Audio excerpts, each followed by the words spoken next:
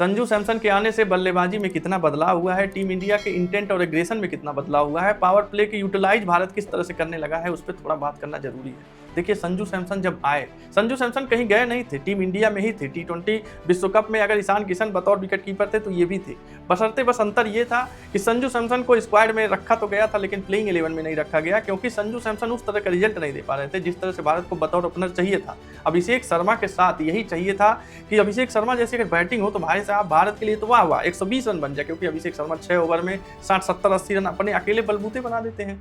तो ये था कि एक ओपनर ऐसा और मिल जाए जो कंट्रोल इनिंग भी खेले, विकेट बचा के खेले, तो हो सकता है भारत एक नया रिकॉर्ड बना दे। अब की बात 300 पार 300 रन का जो भारत सपना देखा था 20 ओवर में, तो कहीं कहीं ऐसा ही सपना देखा था कि दोनों ओपनर विस्फोटक मिल जाए, उस तरह से भारत का काम बन जाए। ईशान किशन की 2 साल जब वापसी हुई 2 साल बाद, तो न्यूजीलैंड दौरे पे ईशान किशन संजू सैमसन दोनों को आजमाया गया। संजू सैमसन को आजमाना नहीं था, संजू सैमसन को साल भर से आजमाया जा रहा था, रिजल्ट ला के नहीं दे रहे थे, लेकिन ईशान किशन ने आते ही वो रिजल्ट दिया और साथ साथ टीम इंडिया का एक नया स्टार्ट कर दिया अध्याय ऐसा स्टार्ट कर दिया। लगता था जब ईशान किशन खेले तो अभिषेक शर्मा से भी ताबड़तोड़ खेलना शुरू किए, लेकिन साथ साथ भारत के लिए 2 मुसीबत लाया। एक तो अभिषेक शर्मा की फॉर्म चली गई, दूसरा भारत के पास कंसेक्यूटिव लेफ्ट हैंडी हो गए शुरू में 1 2 3 पे, अभिषेक शर्मा, ईशान किशन, तिलक वर्मा।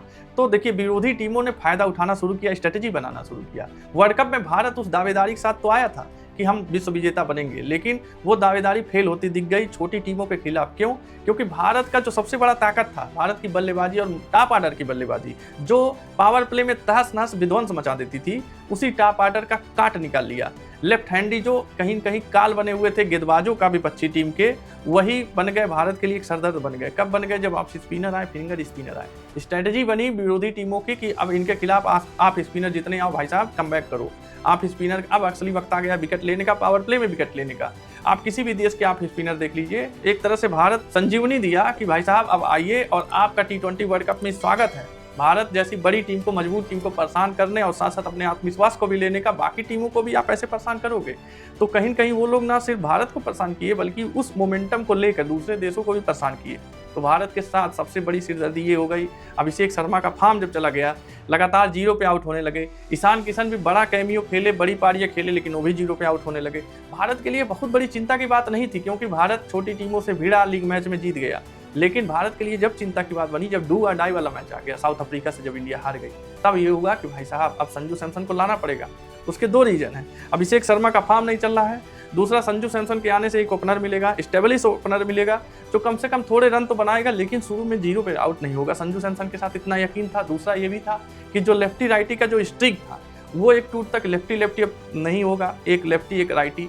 तो उस तरह से अब तिलक वर्मा को भी 6वें नंबर पे भेजा गया जिम्बाब्वे के खिलाफ। तो संजू सैमसन की वापसी से अभिषेक शर्मा को भी संजीवनी मिला। अभिषेक शर्मा के कैरियर को समझिए बचाया। शुरू में 1 2 3 ओवर अटैक किए संजू सैमसन, अभिषेक शर्मा प्रेशर नहीं आया कि स्कोर बोर्ड चलाना है। 3 ओवर हो गया भाई साहब, 40 रन नहीं बना, हम हैं अभिषेक शर्मा क्रीज पे है, नहीं बना, तो अभिषेक शर्मा पे प्रेशर नहीं आने दिए संजू सैमसन।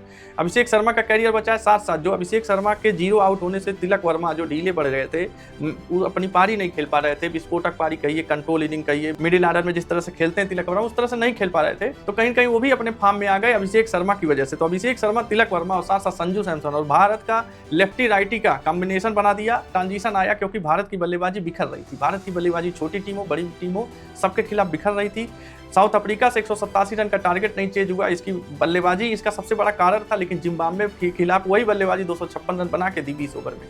तो ये चीजें हैं भारत के लिए। संजू सैमसन की वापसी का ये महत्व रहा है। संजू सैमसन ही शायद की प्लेयर बनेंगे भविष्य में T20 फॉर्मेट के लिए। आपका इस बारे में क्या कहना है? क्या सबसे मास्टर स्ट्रोक था भारत का संजू सैमसन को एंड मौके पर जिम्बाब्वे के खिलाफ इंट्रोड्यूस करना? कमेंट में आप बताइएगा, और आपको वीडियो पसंद आए तो चैनल को सब्सक्राइब जरूर करिए। जय हिंद।